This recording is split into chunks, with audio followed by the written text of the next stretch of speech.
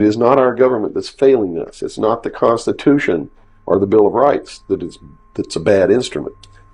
It is a group of men who belong to secret societies, who have infiltrated our society and our government at all levels and are destroying it and subverting it from within. And every member of naval intelligence that I knew who was an officer was a 32nd or a 33rd degree Freemason. And I asked my commanding officer at one point, I said, why are all you guys Masons? He said, Masons are used to keeping secrets. It's part of their fraternity. So if you want someone who already knows how to keep a secret, you recruit Freemasons. Well, later on, I found out what the truth is. The truth is you're not going to be a naval intelligence officer unless you are a Freemason or a member of the Ancient Order of the Rose and Cross, but you have to be high degrees for that. I think the reason I was selected as a enlisted man is because I had belonged to the Demolay Society, which is why I was a teenager. That's sort of the first level of Freemasonry. That's how they recruit teenagers and indoctrinate them into their principles so that they go right into Freemasonry when they become an adult.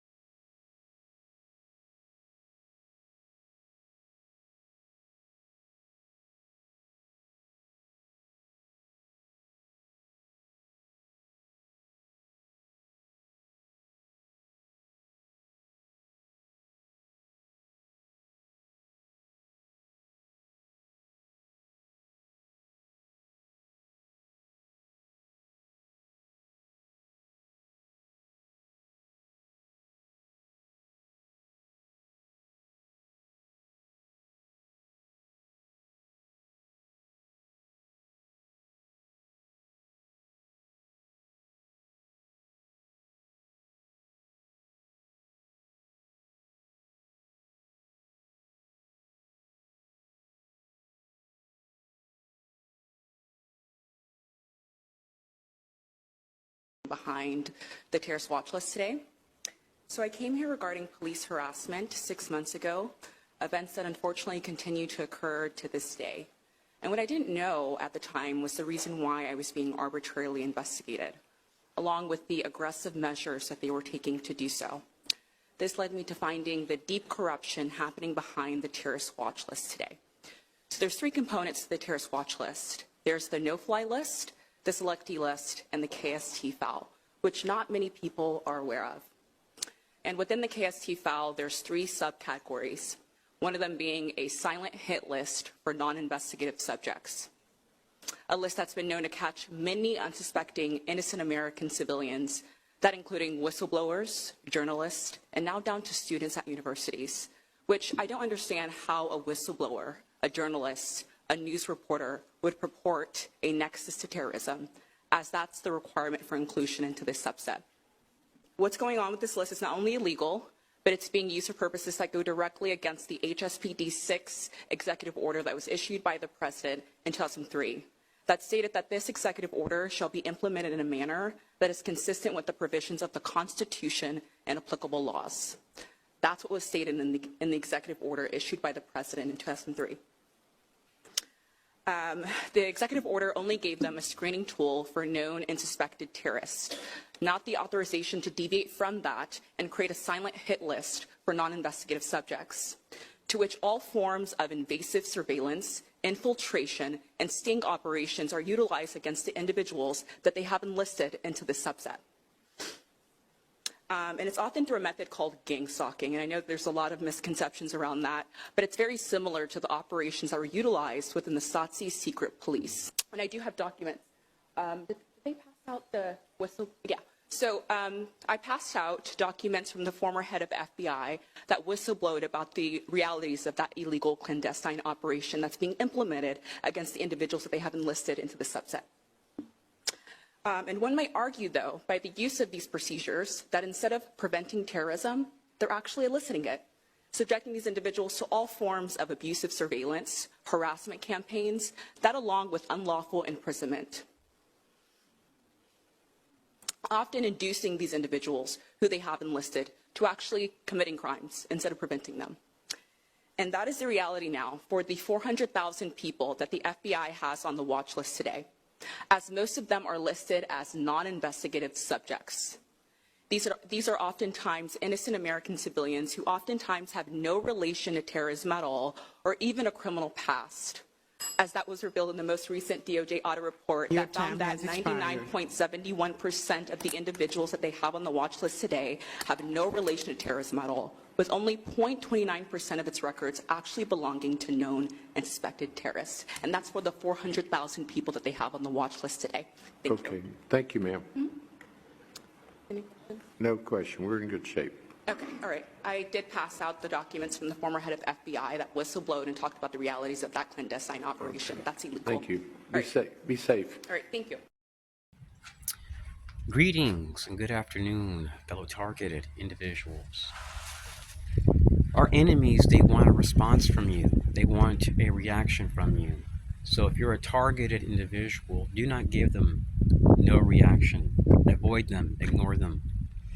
There are some targets which spend their lives continually confronting these people. The only thing you're doing is you're making it where you come across as being the aggressor. Pretend they don't exist. And the reason why I say this is because your local police, sheriff's departments, DOD, NSA, FBI, they're actually partners. You can't even trust their Secret Service, fellow TIs. I went to their office and they refused to help me with the matter. They ran a program, I think it's like Safe Schools, something like that, and I was being threatened at schools in multiple states. And I had videos of confrontations with Israelis that did not even go to the school. I was being harassed, and I've reported this state by state. Now, if you're a targeted individual and you've driven 30 miles from your house, and you simply park your vehicle and you notice 4 or 5 vehicles come and they all reverse and they're all white vehicles, chances are you could be dealing with perpetrators. If they all walk different directions and maybe when you're leaving, they all leave or do some type of skit to get your attention. One time I brought my grandmother here and we were just eating chicken and we were just facing this lake and we noticed that. Now, I'm going to give you an example of what they may do. Now, let's say you've been here, like in my case, I've only been here about 3 or 4 minutes. So typically I would stay here for about 10 minutes, eat my food, enjoy the view of the lake, and then I head home. So if you're a targeted individual and you noticed some cars simultaneously reverse next to your vehicle, they harass you in gas stations, churches, whatever. One thing you may want to do is just drive 4 or 5 blocks away and park your car and see if these same people show up and park next to you. So as you can see, I'm just leaving this lake area. And what I'm going to do is I'm going to park my vehicle very close by. And what I'm going to do is I'm going to park my car at a random spot. Now, bear with me one moment. So if you're a targeted individual and you do something like this right here, I was parked over there, and you park like this right here, and then you notice that a vehicle. Now, when the Stasi existed in Germany, they oppressed the people and targeted people secretly in a manner based on extreme discretion and a massive amount of partners. You may notice that the Blue Lodge logo is displayed on a lot of stuff related to the Stasi. Pictures, books.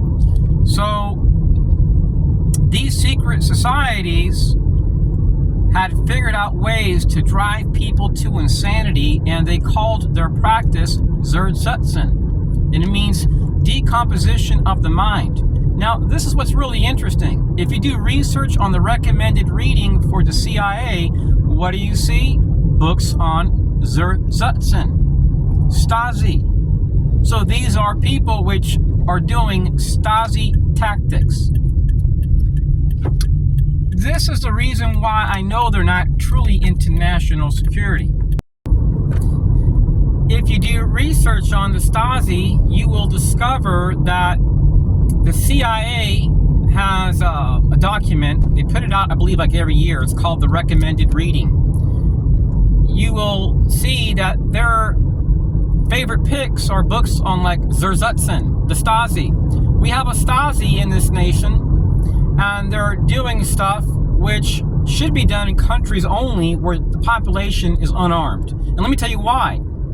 If we're utilizing Stasi tactics to drive people to financial ruin, to mental instability, which we're trying to do to targets, to neutralize them, and these people have access to guns, and they go to police, they go to every federal agency, and these federal agencies say, no, we're not going to help you. What could potentially be the outcome of those activities? Well, any idiot at a fusion center or sheriff's department, police station, could tell you that has a mediocre amount of training and threat assessments that the activity presents pre-terrorism indicators. Now, here's the problem with this. You'll never see these people going after the aggressors.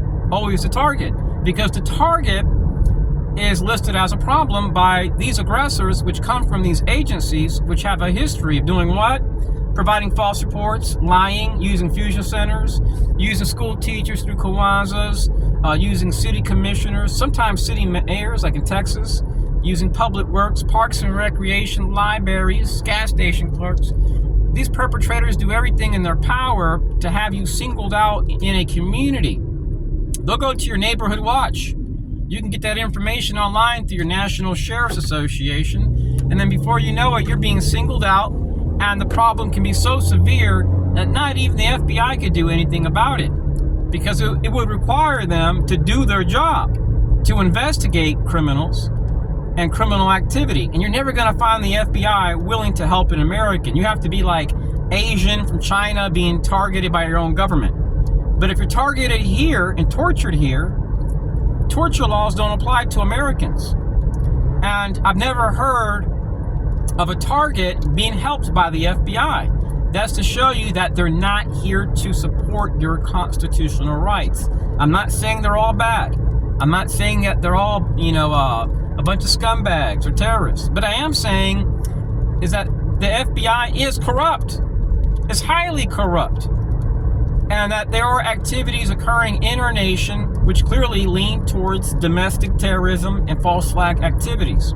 These are activities, fellow TIs, that if I had access to like the NSA, like their resources, FBI databases, fusion center databases, HSIN communities can be stopped really quick. With a lot of stakeholders and partners, we can figure out who's doing this, why they're doing this, and try to prevent these activities from occurring. But we'll never see that because, unfortunately, domestic terrorism will always be an activity utilized and promoted by the swamp. They can't stop promoting terrorism because that's what they are, a terrorist. A terrorist will always promote terrorism. You can't stop terrorism by promoting terrorism. You can't stop mobbing by promoting mobbing and then say, no, we're doing public engagement work, community engagement work, community involvement work. You're mobbing people. That's what you're doing. When you have to go out and mob families where they eat, where they shop, where they worship, where they walk, then you're asking for a problem. You're doing essentially everything in your power to promote violence. Tracking people's family members with no criminal record, slandering a person as a terrorist that hasn't received a phone call in 5 years, that's all the time going to federal agencies asking for an investigation.